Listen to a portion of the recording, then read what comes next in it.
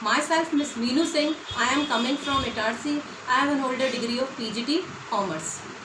आज मैं आपको अकाउंटेंसी में फर्स्ट चैप्टर पढ़ाऊंगी, पार्टनरशिप फर्स्ट जनरल प्रिंसिपल्स। ठीक है, तो और आपको इस एक्सप्लेनेशन के बाद आपको 1 by 1 जो मीनिंग, उसके बेसिक प्रिंसिपल्स वगैरह वो सारे नोट्स आपको सेंड कर दिए जाएंगे। तो आप वो सब क्या करना, कॉपी पे लिख लेना। ठीक है, तो एक्सप्लेनेशन मैं स्टार्ट करती हूँ। देखिए,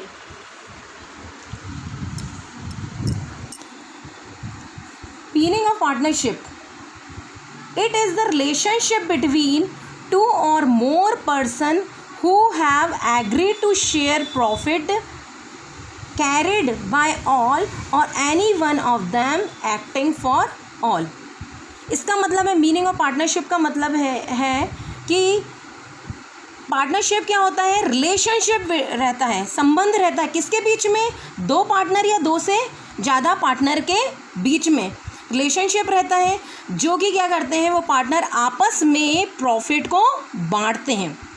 ठीक है, चाहे उन सारे पार्टनर्स में से अगर एक पार्टनर भी काम करे या सब मिलकर भी काम करें, और सब मिलकर भी काम करें तो भी वो पार्टनरशिप कहलाएगी। ठीक है, तो ये डेफिनेशन क्या है, it is the relationship between 2 or more person. Partnership क्या है, रिलेशनशिप मतलब संबंध रहता है किसमें, 2 या 2 से ज़्यादा पार्टनर्स के पर्सन्स के बीच में। ठीक है, जो कि क्या करते हैं, जो भी प्रॉफिट रहता है उसको शेयर करते हैं, और काम जो भी वर्क रहता है ऑर्गेनाइजेशन में, या तो एक सबके बिहाफ में करता है या सब मिलकर काम करते हैं। ठीक है, अब जैसे इसमें ये है डेफिनेशन में हम जो छोटे छोटे जैसे किससे मिलकर बनी है उन सब के बारे में हम डिस्कस करते हैं। सबसे पहले क्या है, रिलेशनशिप है। ठीक है, रिलेशनशिप का मतलब रहता है, जैसे रिलेशनशिप का मतलब रहता है प्रिंसिपल एंड एजेंट। ठीक है, जो एक जो एजेंसी का जो मालिक रहता है, जैसे एजेंट जैसा काम करते हैं, तो एजेंसी का जो मालिक रहता है उसको क्या बोलते हैं, प्रिंसिपल। और जो सेल्स का करवाने में, गुड्स वगैरह को बिकवाने में जो मदद करता है उसको हम क्या बोलते हैं, एजेंट कहते हैं। तो ये रिलेशनशिप के बारे में हम डिस्कस करते हैं।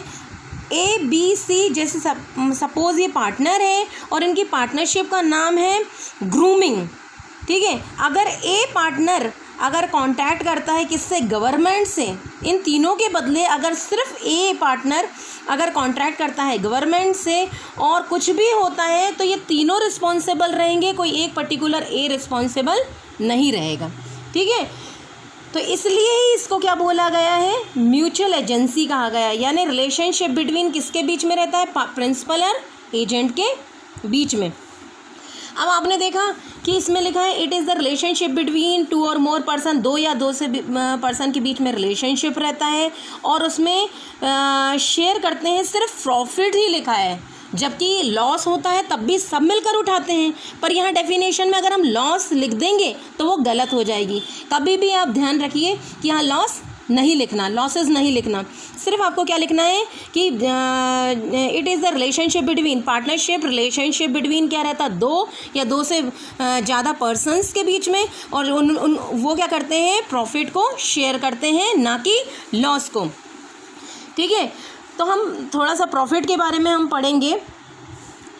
प्रॉफिट को क्यों नहीं, लॉसेस को क्यों नहीं लिया जाता, सिर्फ प्रॉफिट को क्यों लिया जाता है, क्योंकि सभी बिजनेस जो भी रहते हैं, ऑर्गेनाइजेशन जो भी रहती हैं, उनमें प्रॉफिट भी होता है, लॉस भी होता है, लेकिन यहाँ पर सिर्फ प्रॉफिट लिया जा रहा है, लॉस नहीं लिया जा रहा। क्योंकि जितनी भी पार्टनरशिप में, यहाँ देखिए, partnership can be formed only if the intention is to be share profit.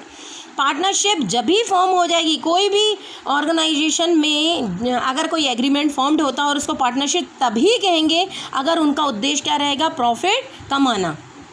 ठीक है, तो पार्टनरशिप में अगर आप लॉस लिख देंगे तो वो गलत हो जाएगा। क्यों? क्योंकि पार्टनरशिप का मतलब ही ये रहता है, और पार्टनरशिप फॉर्म्ड ही इसलिए होती है, उनका उद्देश्य रहता है प्रॉफिट कमाना, ना कि लॉस कमाना। ठीक है, और जैसे कि कुछ ऑर्गेनाइजेशन है जिनका उद्देश्य प्रॉफिट कमाना नहीं होता है, तो आपको मालूम है NPO यानी नॉट प्रॉफिट ऑर्गेनाइजेशन, ठीक है। इनका उद्देश्य प्रॉफिट कमाना नहीं रहता है, सिर्फ सोशल वेलफेयर रहता है, ठीक है। यानी एनपीओ का क्या intention is not to earn profit rather than the purpose is to serve the society. इनका उद्देश्य प्रॉफिट कमाना नहीं रहता है, ठीक है, प्रॉफिट कमाना नहीं रहता है, बल्कि उनका उद्देश्य क्या रहता है, समाज का भला करना, सर्विसेज प्रोवाइड करना उनका उद्देश्य रहता है, ठीक है। जैसे एनजीओज़, ठीक है, उनका उद्देश्य क्या रहता है, प्रॉफिट कमाना उद्देश्य रहता है क्या, नहीं, उनका उद्देश्य क्या रहता है, सर्विस देना, ठीक है।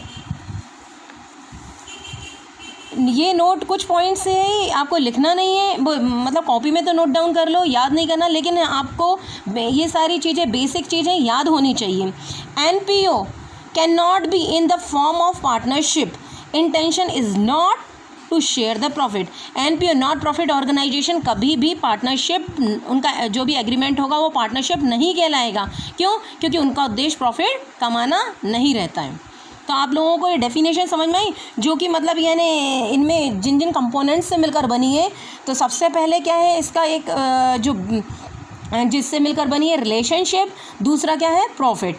तो पार्टनरशिप रिलेशनशिप बिटवीन रहता है दो या दो से ज़्यादा पर्सन्स के बीच में, और उनका उद्देश्य क्या रहता है, प्रॉफिट कमाना, ना कि लॉस। अगर प्रॉफिट कमाएंगे तो ही पार्टनरशिप कहलाएगी, अगर लॉस अगर इंक्लूड हो जाएगा तो वो पार्टनरशिप कभी भी वो एग्रीमेंट नहीं कहलाएगा, ठीक है।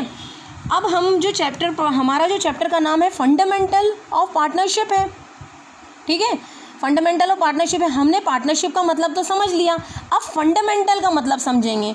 फंडामेंटल का मतलब रहता है means basic rules of accounting. Fundamental का मतलब क्या रहता है, बेसिक रूल्स ऑफ अकाउंटिंग। अगर आपको अकाउंटेंसी पढ़ना है तो हमें बेसिक रूल्स पता होना चाहिए, ठीक है। फॉर एग्जाम्पल ABC पार्टनर्स हैं, ये 3 पार्टनर हैं, ठीक है, will decide to certain terms and condition relating to organisation, ठीक है। ABC पार्टनर है और वो डिसाइड करते हैं टर्म्स और कंडीशन, उसी को हम क्या बोलते हैं, पार्टनरशिप, ठीक है। जैसे प्रॉफिट शेयरिंग रेशियो क्या रहेगा, अभी 2 ही दे रही हूँ, फिर उसके बाद और भी है इसके पार्टनरशिप में, हम जो डिटेल डिस्क्रिप्शन हम बाद में पढ़ेंगे, लेकिन अभी फॉर एग्जांपल के तौर पे मैं दे रही हूँ कि पार्टनरशिप में क्या क्या रहता है, किससे क्या क्या बातें इंक्लूड होती हैं। तो सबसे पहले प्रॉफिट शेयरिंग रेशियो, कि प्रॉफिट किस हिसाब से बटेगा पार्टनर्स के बीच में। कैपिटल कंट्रीब्यूशन, कैपिटल कौन कौन पार्टनर कितनी कितनी कैपिटल लगाएगा, क्या कंट्रीब्यूशन होगा, वो भी इसमें इंक्लूड होता है, ठीक है।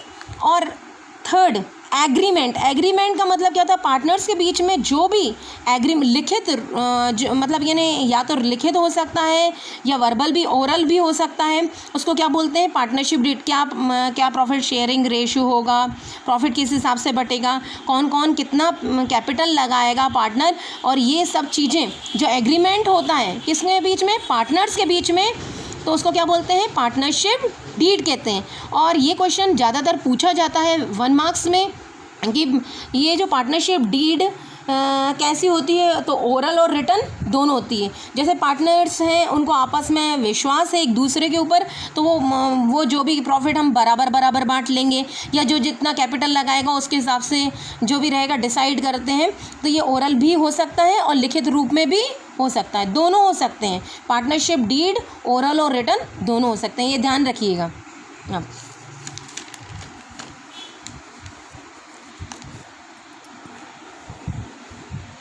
कुछ रूल्स कभी कुछ कंडीशंस ऐसी रहती है कि पार्टनरशिप डीड नहीं होती है, यानी एग्रीमेंट फॉर्म नहीं होता है, तो कुछ डिफरेंट रूल रेगुलेशंस होते हैं। जैसे अगर पार्टनरशिप डीड नहीं होगी, यानी agreement in the absence of partnership deed, ऐसी कंडीशन में आप जो प्रॉफिट जो रहेगा वो इक्वली बटेगा, ठीक है। कुछ रूल्स रहते हैं, बेसिक रूल्स। प्रॉफिट कैसा बटेगा, इक्वली बटेगा। और फिर उसके बाद इंटरेस्ट ऑन लोन, अगर कोई भी पार्टनर अगर ऑर्गेनाइजेशन से कुछ पैसा निकालता है, लोन के रूप में लेता है, तो उसको 6% ही इंटरेस्ट ऑन लोन चार्ज किया जाएगा उसके ऊपर, ठीक है। और फिर उसके बाद ना ही इंटरेस्ट ऑन ड्राइंग लगेगा। अगर कोई पार्टनर पैसा निकालता है फर्म में से तो अगर कोई भी पार्टनर अगर पैसा निकालता है फर्म में से तो उसके ऊपर इंटरेस्ट ऑन ड्राइंग नहीं लगाया जाएगा, ठीक है। और अगर कोई पार्टनर जो भी पार्टनर है पार्टनरशिप डीड में ऑर्गेनाइजेशन में, तो अगर वो पार्टनर क्या करते हैं कि अगर पैसा लगाते हैं, कैपिटल कंट्रीब्यूशन करते हैं, तो उनको उसके बदले ब्याज भी, इंटरेस्ट ऑन कैपिटल भी नहीं दिया जाएगा, ठीक है। और अगर क्या होता है, कई बार पार्टनर्स जो रहते हैं ऑर्गेनाइजेशन में वो क्या करते हैं, उनको सैलरी या जो भी वर्क करते हैं, एक्स्ट्रा वर्क करते हैं, तो उसके बदले उनको एक्स्ट्रा रेम्यूनरेशन दिया जाता है, जैसे सैलरी, कमीशन वगैरह दिया जाता है। तो अगर पार्टनरशिप डीड नहीं होगी तो उनको ना ही एक्स्ट्रा सैलरी दी जाएगी, ना ही एक्स्ट्रा कमीशन दिया जाएगा उन पार्टनर्स को, ठीक है। तो और कोई भी जैसे अगर कोई न्यू पार्टनर फर्म में एंटर होगा तो कोई न्यू पार्टनर एंटर होगा तो सबकी सहमति से होगा, ठीक है। और कोई भी पार्टनर जब चाहे अकाउंट बुक को चेक कर सकता है, कोई भी उस बीच में इंटरफेयर नहीं करेगा। तो अभी हम सबसे पहले 1 बाय 1 लेते हैं। तो सबसे पहले हम प्रॉफिट शेयरिंग रेशियो के बारे में पढ़ेंगे और हम उसके प्रॉफिट शेयरिंग रेशियो के बारे में भी पढ़ेंगे। और दूसरी बात, किस टाइप के क्वेश्चंस आते हैं, जैसे वैल्यू बेस्ड क्वेश्चन जो पूछे जाते हैं, तो हम वो भी देखेंगे एग्जाम्पल देख के। सबसे पहले अगर आपको सपोज मान लीजिए कि terms and condition is not decided, यानी in the absence of partnership deed, अगर टर्म्स और कंडीशन डिसाइड नहीं है तो हम क्या फॉलो करेंगे। हमेशा ध्यान रखना कि अगर क्वेश्चन में मेंशन नहीं है कि टर्म्स और कंडीशन या एग्रीमेंट नहीं हुआ है, तो ऐसी कंडीशन में हम कौन सा एक्ट फॉलो करेंगे, पार्टनरशिप एक्ट 1932 फॉलो किया जाएगा, ठीक है। तो हम एक एक करके उठाएंगे, जो मैंने आपको बताया और भी पॉइंट्स हैं उसमें, ठीक है। एक एक करके उठाएंगे हम पॉइंट्स को। तो सबसे पहले हम पॉइंट उठा रहे हैं प्रॉफिट शेयरिंग रेशियो। कौन सा point, profit sharing ratio. In the absence of partnership deed profit will be shared equally among the partnership, among the partners आएगा यहाँ पे, पार्टनरशिप नहीं आएगा, अमंग द पार्टनर, ठीक है। अगर पार्टनरशिप डीड एब्सेंस होगी, यानी अगर कोई भी डीड नहीं हुई, कोई भी एग्रीमेंट नहीं बना, तो ऐसी कंडीशन में प्रॉफिट कैसा बांटा जाएगा, पार्टनर्स के बीच में बराबर। अगर क्वेश्चन में आपको मेंशन भी है कि प्रॉफिट शेयरिंग रेशियो क्या है, 5:3:2 है, मतलब मेंशन भी है, तो भी आपको ध्यान नहीं देना है। आपको प्रॉफिट कैसे बांटना है, पार्टनर अगर एग्रीमेंट नहीं होता है कैसे बटेगा, इक्वली ही बटेगा, ठीक है। और ये क्या लिखा हुआ, हम ये किसको फॉलो कर रहे हैं, पार्टनरशिप एक्ट 1932 को फॉलो कर रहे हैं। फॉर एग्जांपल, चाहे वो कैपिटल कितना लगाएं, अगर जैसे ए बी सी 3 पार्टनर हैं, ठीक है। ए लगा रहा है कैपिटल 2 लाख, बी लगा रहा है कैपिटल 3 लाख और सी लगा रहा है कैपिटल कितना, 5 लाख। फिर से देख लिए आप ध्यान से, क्वेश्चन अच्छे से समझ में आना चाहिए। अगर क्वेश्चन समझ में नहीं आएगा तो हमको बाकी सारी चीज़ें भी समझ में नहीं आएगी। ए बी सी पार्टनर्स हैं और ये कैपिटल ए कितना कैपिटल लगा रहा है, 2 लाख, बी कितना कैपिटल लगा रहा है, 3 लाख और सी कितना कैपिटल लगा रहा है, 5 लाख, ठीक है। All the partner decided to share profit in capital contribution. सारे पार्टनर ने डिसाइड किया कि कैपिटल किसके प्रॉफिट कैसे डिस्ट्रीब्यूट किया जाएगा, बांटा जाएगा, कि कैपिटल के हिसाब से। यानी ए ने 2 लाख लगाए हैं, 2 लाख लगाए हैं, ए ने 2 लाख लगाए हैं, तो उसको उसको प्रॉफिट कितना मिलेगा, 2 लाख के हिसाब से। बी ने कैपिटल 3 लाख यानी ज़्यादा लगाया तो उसको प्रॉफिट थोड़ा सा ज़्यादा मिलेगा। सी ने कैपिटल लगाए हैं कितने, 5 लाख, तो उसको और ज़्यादा प्रॉफिट मिलना चाहिए, ठीक है। आप जैसे अगर जनरल लैंग्वेज में मतलब यानी आमतौर पर देखा जाए तो सब लोग यही बोलते हैं कि जो जितना ज़्यादा पैसा लगाएगा वो उसको प्रॉफिट उतना ज़्यादा मिलना चाहिए। लेकिन पार्टनरशिप डीड अगर एग्रीमेंट नहीं होता है तो ऐसी कंडीशन में आपको क्या करना पड़ेगा, देखिए, however there is no partnership deed among the partner, यहाँ पर पार्टनरशिप डीड नहीं हुई है, तो ऐसी कंडीशन में आप क्या करोगे, चाहे यहाँ मेंशन है कि प्रॉफिट कैसा बांटा जाएगा, कैपिटल के हिसाब से, लेकिन फिर भी आपको कैपिटल के हिसाब से प्रॉफिट नहीं बांटना, आपको कैपिटल प्रॉफिट कैसे बांटेंगे, बराबर बराबर। क्यों? क्योंकि यहाँ पर क्वेश्चन में दिया है no partnership deed among the partners, यानी पार्टनरशिप डीड एग्रीमेंट नहीं हुआ है पार्टनर्स के बीच में। अब अगर ये क्वेश्चन आ जाता है कि ABC 3 पार्टनर है और A ने लगाया 2 लाख, B ने लगाया 3 लाख और C ने लगाया 5 लाख लगाया है, ठीक है, और पार्टनर्स के बीच में प्रॉफिट कैसा बटेगा, कैपिटल के हिसाब से, ठीक है, लेकिन एग्रीमेंट नहीं हुआ है, पार्टनर्स के बीच में एग्रीमेंट नहीं हुआ। तो ऐसी कंडीशन में अगर ये क्वेश्चन आ जाएगा तो आप आंसर क्या लिखेंगे, in the absence of partnership deed profit will be shared equally as per section 13 of partnership act 1932 irrespective of capital contribution. यानी कि अगर एग्रीमेंट नहीं होता है, ऐसी कंडीशन में प्रॉफिट बराबर बराबर बटेगा पार्टनर्स के बीच में। ये कौन सी धारा के अंतर्गत, कौन से सेक्शन के अंतर्गत, 13 पार्टनरशिप एक्ट 1932 के अंतर्गत, चाहे कोई भी पार्टनर कितनी भी कैपिटल लगाए, ठीक है। फर्स्ट एग्जांपल समझ में आया आपको कि ABC 3 पार्टनर थे, एक ने 2 लाख लगाया, दूसरे ने 3 लाख लगाया और जो थर्ड पार्टनर है उसने 5 लाख लगाया, ठीक है, और उनमें डिसाइड हुआ था कि कैपिटल के हिसाब से प्रॉफिट बटेगा, लेकिन यहाँ एग्रीमेंट नहीं हुआ। तो एग्रीमेंट नहीं हुआ तो आपको ज़्यादा सोचने की ज़रूरत नहीं, वो आपको घुमाने के लिए दिया है ये क्वेश्चन, ताकि आप कंफ्यूज हो जाएं और आप किसके हिसाब से बांट दें, कैपिटल के हिसाब से प्रॉफिट बांट दें, कि जिसने ज़्यादा कैपिटल लगाई उसको ज़्यादा दे दें और जिसने कम लगाई उसको कैपिटल कम दे दें। आपको वो नहीं करना है। अगर जब एक वर्ड दिख जाए आपको कि एग्रीमेंट नहीं हुआ है, तो आपको बस इतना लिखना है कि in the absence of partnership deed, ठीक है, profit will be shared equally. Partnership agreement नहीं हुआ है तो प्रॉफिट इक्वली बटेगा, किसके हिसाब से, एज पर सेक्शन 13 के हिसाब से, 1932 के हिसाब से, चाहे कैपिटल किसी ने कितनी भी लगाई हो, ठीक है। अब हम दूसरा एग्जांपल देखते हैं। XYZ are partners, XYZ are partners sharing profit in 5:3:2, ठीक है।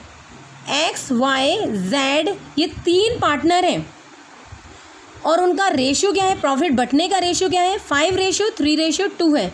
किसके हिसाब से, पार्टनरशिप डीड के हिसाब से। यहाँ यानी एग्रीमेंट हुआ है, ठीक है, चाहे ओरल या रिटन कैसा भी हुआ, लेकिन यहाँ डिसाइड किया गया है कि प्रॉफिट कैसा बटेंगे।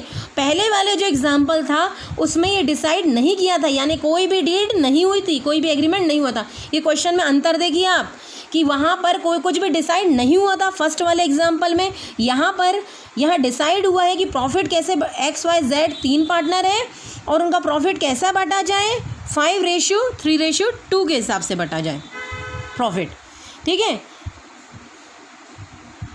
ड्यूरिंग द ईयर 2016-17 जो प्रॉफिट हुआ है 2016-17 में, जो भी प्रॉफिट हुआ है वो किस हिसाब से बटे, 5:3:2 के हिसाब से। और प्रॉफिट फर्म को कितना है, इस ईयर में प्रॉफिट 2016-17 में प्रॉफिट कितना हुआ है, 1 लाख का है। Find shares in profits ABC। हमें तीनों पार्टनर ABC का प्रॉफिट निकालना है कि उनको प्रॉफिट कितना कितना मिलेगा। क्वेश्चन समझ में आया कि नहीं आप लोगों को? और प्लीज़ अगर आपको दिखाई नहीं दे तो आप ये वीडियो के बाद आप लिखकर भेज दीजिएगा। आप लोगों को मैं फ़ोटो क्लिक कर करके एक फ़ोटोज़ भेज दूँगी, ठीक है। तो आप अपनी कॉपी में स्टेप बाई जैसा लिखा है बिल्कुल एज इट इज़ आप वो लोग कॉपी में उसको नोट डाउन कर लीजिएगा, ठीक है। एक बार क्वेश्चन फिर से रिपीट कर रही हूँ ताकि कोई कन्फ्यूजन ना हो। XYZ 3 पार्टनर्स हैं और वो प्रॉफिट कैसे बांट रहे हैं, यहाँ मेंशन है, वहाँ मेंशन नहीं था, वहाँ एग्रीमेंट नहीं हुआ था, यहाँ एग्रीमेंट हुआ है, ठीक है। XYZ पार्टनर्स हैं, शेयर कर रहे हैं profit 5:3:2 as per partnership deed के हिसाब से। और कौन से ईयर के अंदर, 2016-17 के अंदर। ठीक है। Profits of the firm, profit कितना है फर्म का 1 लाख, और हमें तीनों पार्टनर ABC तीनों पार्टनर को कितना कितना प्रॉफिट मिलना चाहिए, ये सब हमको निकालना है। तो सबसे पहले तो हम इसको जब हम सॉल्व करेंगे ये क्वेश्चन, तो सबसे पहले हमको क्या करना पड़ेगा, सबसे पहले हमको नोट डाउन करना पड़ेगा कि रेशियो क्या है। तो रेशियो कितना है 5:3:2, यानी ए को कितना हिस्सा मिलेगा 5, बी को कितना हिस्सा मिलेगा 3, और सी को कितना हिस्सा मिलेगा 2। और इन तीनों को जोड़ेंगे तो टोटल हिस्से, टोटल शेयर कितने हो गए 10। आ गया समझ में। रेशियो क्या है 5:3:2 है, ठीक है। ए को कितना मिलेगा 5 मिलेगा, बी को कितना मिलेगा, जो भी प्रॉफिट रहेगा उसका कितना मिलेगा 5/5 हिस्सा मिलेगा, और बी को कितना मिलेगा 3 मिलेगा, और सी को कितना मिलेगा 2 मिलेगा, और टोटल हिस्से इन तीनों को हमने जोड़ दिया है। टोटल हिस्से कितने हो गए 10।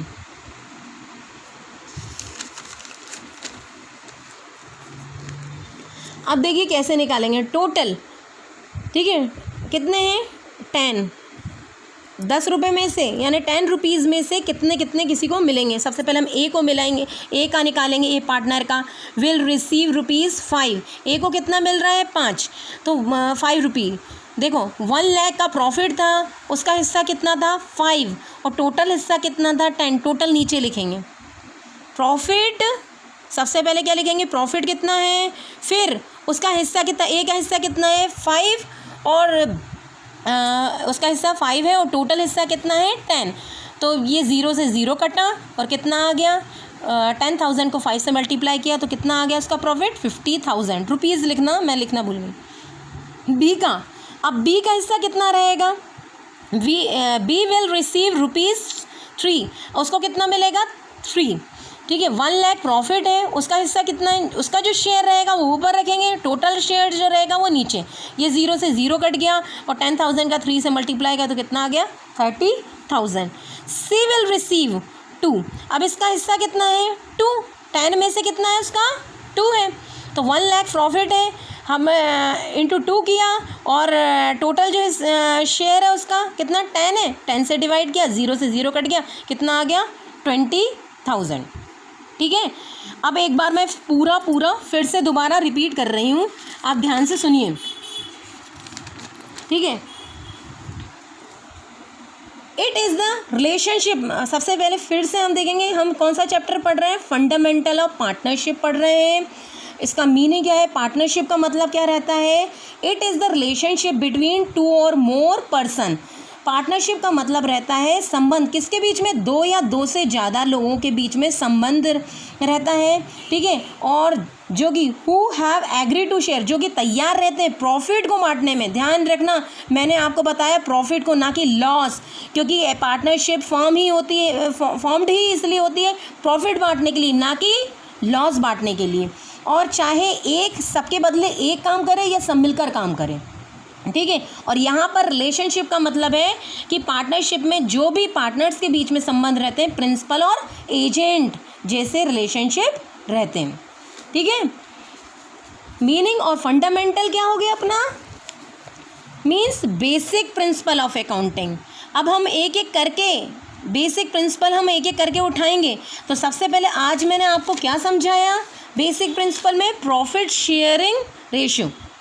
प्रॉफिट शेयरिंग रेशियो का आपको रूल्स बता दिए हैं, एग्जाम्पल भी बता दिए हैं कि पहला क्या है। पहला मैंने फर्स्ट एग्जाम्पल क्या बताया कि अगर पार्टनरशिप डीड यानी एग्रीमेंट नहीं होगा तो प्रॉफिट कैसा बटेगा, इक्वली। चाहे कोई भी पार्टनर, कोई ज़्यादा लगा रहा, कोई कम लगा रहा, तो कोई ज़्यादा लगा रहा है पार्टनर तो वो ये नहीं कह सकता कि मुझे ज़्यादा प्रॉफिट मिलेगा, ठीक है। और कोई कम लगा रहा तो इसका मतलब ये नहीं कि उसे कम प्रॉफिट बटेगा। अगर एग्रीमेंट नहीं हुआ है तो प्रॉफिट कैसा बटेगा, इक्वली, ठीक है। और ठीक है, अब ये दूसरा एग्जांपल में मैंने आपको क्या बताया था कि XYZ पार्टनर है, उनका हमको क्वेश्चन में मेंशन है कि है ना, उनको प्रॉफिट कैसा बांटा जाए, 5:3:2 के हिसाब से बांटा जाए। और यहाँ एग्रीमेंट हुआ है, यहाँ डीड हुई है, और प्रॉफिट कितना है 1 लाख है। तो कैसे, और हमको क्या फाइंड आउट करना है, ABC जो पार्टनर है उनका प्रॉफिट कितना कितना रहेगा, ये हमें फाइंड आउट करना है। तो सबसे पहले हमको जब प्रॉफिट फाइंड आउट करना है कि हर पार्टनर को कितना कितना प्रॉफिट मिलेगा, तो सबसे पहले हम क्या लेंगे, सबसे पहले क्वेश्चन में रेशियो लिखेंगे। ठीक है, रेशियो कितना है 5:3:2 और इनको प्लस कर देंगे तो कितना आ जाएगा 10। इन तीनों को प्लस कर देंगे। जो भी क्वेश्चन में, जैसे यहाँ तो अभी फ़िलहाल 5:3:2 दिया, जो भी क्वेश्चन में रेशियो दिया रहेगा उन सबको जोड़ दिया जाएगा। तो टोटल जो फर्म का शेयर रहेगा, टोटल जो फर्म का शेयर रहेगा वो निकल जाएगा। ठीक है, फिर 1 बाय 1 हम कैसे निकालेंगे, प्रॉफिट लिखेंगे। ए को कितना मिलेगा, प्रॉफिट कितना है 1 लाख है और ए का कितना हिस्सा है 5। जितना पार्टनर का शेयर है वो ऊपर लिखेंगे और टोटल जो शेयर रहेगा वो नीचे लिखेंगे। समझ में आया। ऐसे ही बी का निकाल लेंगे, 1 लाख प्रॉफिट है, बी का शेयर कितना है 3 है, टोटल शेयर कितना है 10, तो ये आ गया 30,000। सी का जो शेयर है, टोटल प्रॉफिट कितना है 1 लाख, सी का शेयर कितना है 2 और टोटल प्रॉफिट कितना है 10, उससे काट के कितना आ जाएगा 20,000। समझ में आया आपको। आप लोगों को अगर नहीं समझ में आए तो कल फिर आप लोग ये पूरा का पूरा वीडियो आप 1 बार 2 बार जो भी देख लेना, और नहीं आए समझ में तो आप मुझे लिख के भेजना, मैं फिर से आपको आपके एक डाउट्स क्लियर करूँगी। ठीक है, प्रॉफिट जो फर्म का रहेगा, profit of the partnership firm, profit कैसे बढ़ता है फर्म में। तो देखो, सबसे पहले हमारी वीडियो बहुत लंबी होती जा रही है, हम आगे का जो वीडियो है profit of the partnership firm वो हम कल पढ़ेंगे। ठीक है, अभी आप जो भी नोट्स वगैरह है मैं आप लोगों को सेंड कर देती हूँ, पूरे जो भी नोट्स हैं आपको सेंड कर देती हूँ, और आप ये जितना आज एक्सप्लेनेशन किया है आप देख लीजिएगा। ठीक है, थैंक यू।